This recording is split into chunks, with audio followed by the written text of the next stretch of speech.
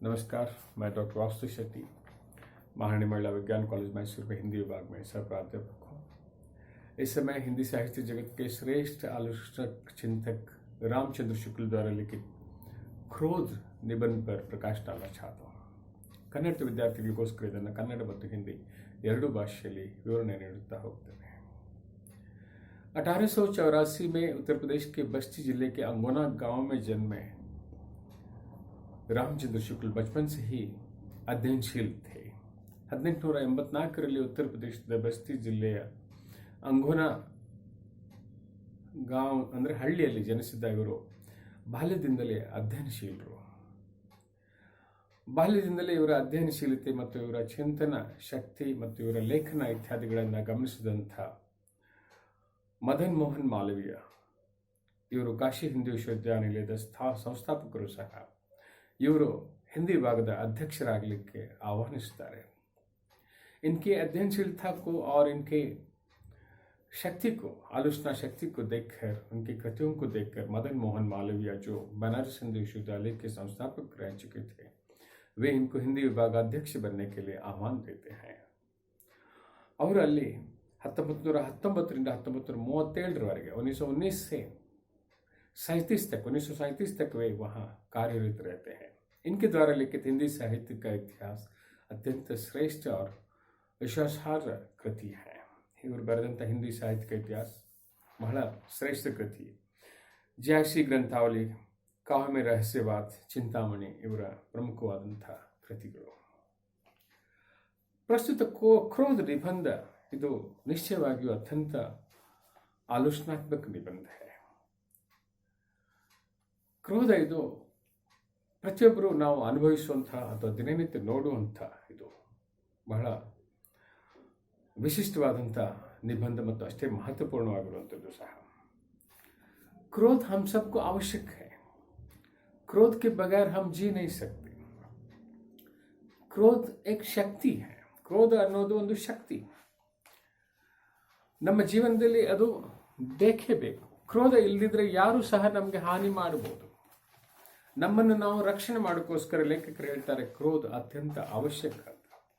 दुख के कारण क्रोध का उत्पन्न होता है। दुखದ ಕಾರಣದಿಂದ क्रोध उत्पन्न है।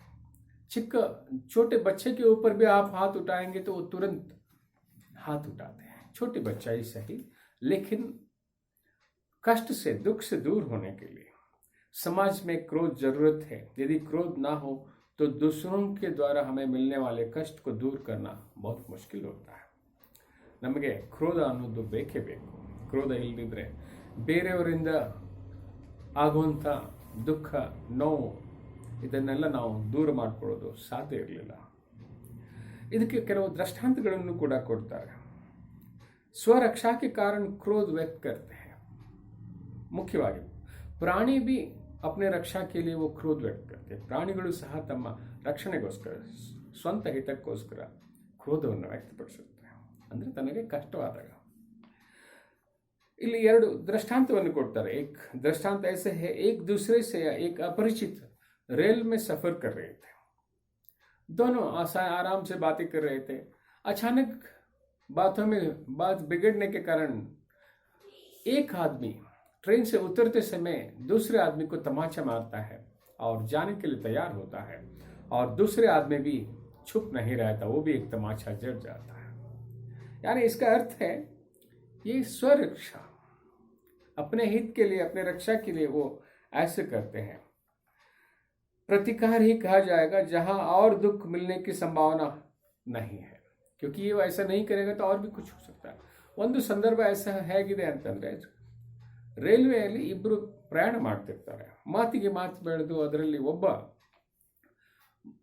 ವಿಕೋಪಕ್ಕೆ ಹೋದಾಗ ಇನ್ನೊಬ್ಬನಿಗೆ ಏಟು ಹೊಡಿತಾನೆ ಮತ್ತು ರೈಲಿನಿಂದ ಇಳಿದು ಹೋಗ್ಲಿಕ್ಕೆ ಸಿದ್ಧವಾಗ್ತಾನೆ। ಆಗ ಆ ಇನ್ನೊಂದು ವ್ಯಕ್ತಿ ಕೂಡ ಆತನಿಗೆ ಹೊಡಿತಾನೆ। ಇದರಿಂದ ಲೇಖಕರು ಏನು ಹೇಳ್ತಾರೆ ಅಂತ, ಜहाँ और दुख मिलने की संभावना है तो प्रतिकार ही नहीं बल्कि स्वरक्षा की भावना है। ಇಲ್ಲಿ ಇನ್ನೇನು ಹಾನಿ ಆಗ್ಲಿಕ್ಕೆ ಸಾಧ್ಯ ಇಲ್ಲ, ಅವನು ಇಳಿದು ಹೋಗ್ತಾ ಇದ್ದಾನೆ। ಸೊ ಅವನು ಕೊಟ್ಟಿರುವಂಥ ಏಟಿಗೆ ಎದಿರೇಟು ಕೊಡುವಂಥದ್ದು। ಇನ್ನೊಂದು ಸಂದರ್ಭ ಹೇಳ್ತಾರೆ, हमारा एक पड़ोसी, लेखक ಹೇಳೋದು, हमारा एक पड़ोसी कई दिनों से हर रोज 2-4 उल्टा सीधा कहकर जाता है. ಗಾಲಿ ಗಲೋಚ್. ನಮ್ಮ ಪಕ್ಕದ ಮನೆಯ ಒಬ್ಬ ವ್ಯಕ್ತಿ ನಮ್ಮ ಮನೆಗೆ ಬಂದು ಆಗಾಗ ಇಲ್ಲೇ ಸಲ್ಲದ ಆರೋಪ ಮಾಡ್ಕೊಂಡು ಹೋಗ್ತಾರೆ. ಯದಿ ಹಮ್ ಉಸೆ ಪಕಡ್ಕರ್ ಮಾರೆಂಗೆ, ಒಂದಿನ ಅವರನ್ನು ಹಿಡ್ಕೊಂಡು ಏಟ್ ಹಾಕಿದ್ರೆ ಏನಾಗುತ್ತೆ, ಮುಂದೆ ಅವರು ಆ ರೀತಿ ಬಂದು ತೊಂದರೆ ಕೊಡೋದು ತಪ್ಪುತ್ತೆ. ಅದನ್ನೇ ಅವರು ಹೇಳ್ತಾರೆ, बल्कि उसकी गालियों से बचना, दुख से बचना, ये भी काफी महत्वपूर्ण है. उक्त दोनों दृष्टांतों में हमें मिलने वाले दुख से ज्यादा प्रतिकार लेने से और लोगों को तंग नहीं करेगा, इसमें लोक कल्याण की बात है. रेल में जाते समय जो मिलने वाला व्यक्ति जो तमाचा मारा वो भी सबक सीख लेगा, दूसरों को मारते समय थोड़ा होशियार रहेगा, और ये बाजू वाला जो आदमी बार बार आके तंग करता था उसको भी मारने से आगे वो ऐसे काम नहीं करेगा. ये लोक कल्याण की भावना है. ಈ ಎರಡು ಸಂದರ್ಭದಲ್ಲಿ ಲೇಖಕರೇನು ಹೇಳ್ತಾರೆ, ಆ ರೈಲ್ವೆಯಲ್ಲಿ ಹೊಡೆದಿರುವಂಥವನಿಗೆ ಹೊಡೆದಿರೋದ್ರಿಂದ ಇನ್ನೊಂದ್ಸಲ ಅವನು ಬೇರೆಯವ್ರಿಗೆ ಯಾರಿಗೂ ಆ ಥರ ತೊಂದರೆ ಮಾಡಲಾರ.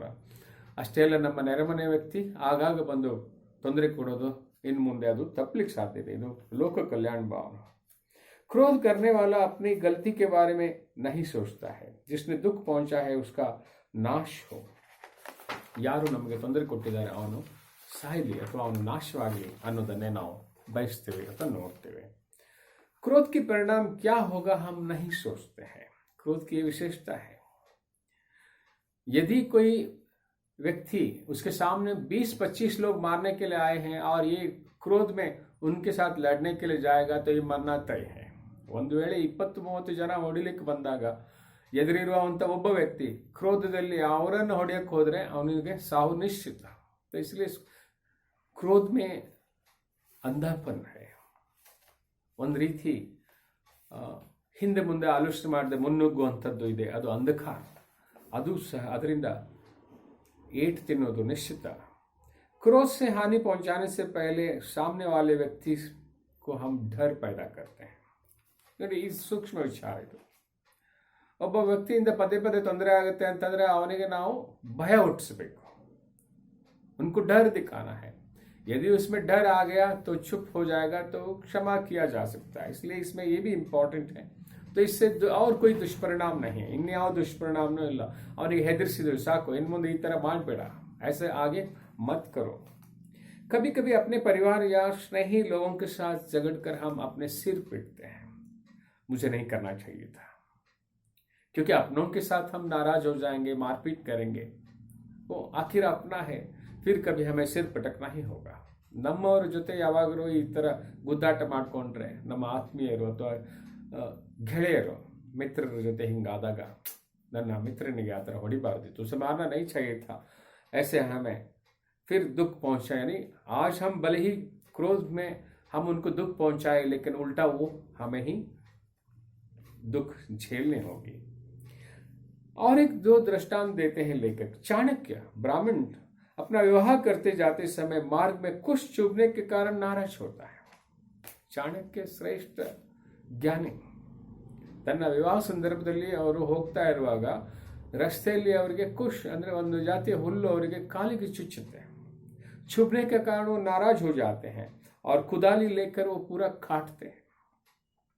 और एक संदर्भ कहते हैं लेखक, एक ब्राह्मण चूल्हा फूंकते फूंकते थक गया. ಒಲೆ ಹಚ್ತಾ ಬೆಂಕಿ ಹಚ್ಚಲಿಕ್ಕೆ ಹೋಗಿ ಪ್ರಯತ್ನ ಮಾಡಿ ಮಾಡಿ ಸುಸ್ತಾಗ್ತಾನೆ, थक जाते हैं. इससे नाराज होकर उसमें पानी डालते हैं, फिर वो ಆಮೇಲೆ ಮತ್ತೆ ಅದು ಬೆಂಕಿ ಉರಿಲಿಕ್ಕೆ ಸಾಧ್ಯವೇ ಇಲ್ಲ. तो इसलिए ये परिष्कृत नाराजगी है, क्रोध है. इसे लेखक कहते हैं, ये हमें इन दोनों संदर्भ में, यानी वो चाणक्य का और ये ब्राह्मण का संदर्भ कैसे है कि हमें बच्चों की स्थिति में, यानी बचपन में ला के खड़ा कर देते हैं. ಚಿಕ್ಕ ಮಕ್ಕಳ ಅವಸ್ಥೆ ಹೇಗಿರುತ್ತೆ, ಕೋಪದಲ್ಲಿ ಅವರು ನೀರು ಹಾಕಿಬಿಡೋದು. ಇನ್ನು ಬೆಂಕಿ ಆಗಲಿಲ್ಲ ಆದರೆ ಅವರು ಅಡುಗೆ ಮಾಡ್ಲಿಕ್ಕೆ ಸಾಧ್ಯ ಇಲ್ಲ, ಅದೆಲ್ಲ ಗೊತ್ತು. ಆದರೆ ಕೋಪ थक है, कितने कोशिश करेंगे. हम भी बहुत सारे संदर्भ में ऐसे करते हैं. आप भी बहुत सारे विद्यार्थी जीवन में आप जानते हैं, जब काफ़ी कोशिश करते हैं पढ़ने के लिए, समझ लेने के लिए, जब कुछ समझ में नहीं आता तो थोड़ी देर के लिए सही किताब को सब कुछ फेंक के थोड़ी देर के लिए आप अलग हो जाते हैं. ये बचपन की अवस्था है. क्रोध एक शक्ति है. इसमें और एक संदर्भ कहते हैं, कभी एक अबला अनाथ स्त्री के ऊपर कोई अत्याचार कर रहा है, कोई कुमारी की, यानी एक गलत आदमी ಯಾವುದೋ ಒಂದು ಅಬಲೆ ಅನಾಥ ಸ್ತ್ರೀ ಜೊತೆ ಅತ್ಯಾಚಾರ ಮಾಡಲಿಕ್ಕೆ ಒಬ್ಬ ಕೆಟ್ಟ ಮನುಷ್ಯ ಇಳಿದಾಗ ಆ ಸ್ಥಿತಿ ग्रहण दया सब आता है, तब उसकी रक्षा करने की मन होता है। रक्षा करना कैसे रक्षा करना हो तो क्रोध जागृत होना है, तभी हम उस कुमारगी को सबक सिखा सकते हैं। इसलिए वो कहते हैं अबला पर कुमारगी अत्याचार कर रहा है, अबला के प्रति दया उमड़ आती है, उसकी रक्षा करने निकलते हैं। फलस्वरूप उस अत्याचारी पर क्रोध उमड़ आती है और क्रोध दमन करने के लिए जरूरी है, और ये शक्ति है, ऊर्जा। क्रोध करुणा के सेवक है, करुणा के सेवक क्रोध है, इसे समझ लेना। करुणा भाव इधर है, लेकिन जब उसके लिए तकलीफ होती है तो क्रोध जागृत हो जाती है। तो इसमें 2-3 दृष्टांत देते हैं। जब वाल्मीकि को क्रौंच पक्षी को वध के कारण नाराजगी पैदा होती है, वो प्राणी के कारण, ಒಂದು ಪಕ್ಷಿಗೆ ಇಂಥ हानि ಮಾಡಿದಾರಲ್ಲ, ಇದು रामायण कालದ ಒಂದು घटನೆ।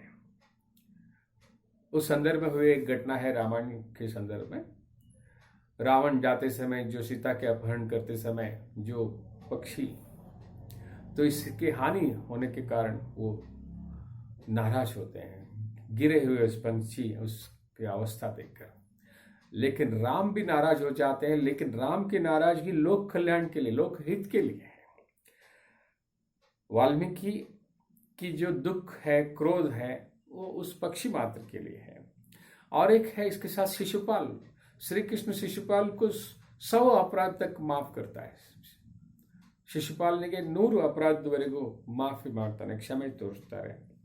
दूसरों के दुख पर उत्पन्न होना, क्रोध में हमें क्षमा करने का कोई अधिकार या नाराज होने का अधिकार नहीं, दूसरा है। लेकिन अपनों के साथ या हमारे साथ जब होता है तो हम स्व रक्षा के लिए क्रोधित हो जाते हैं।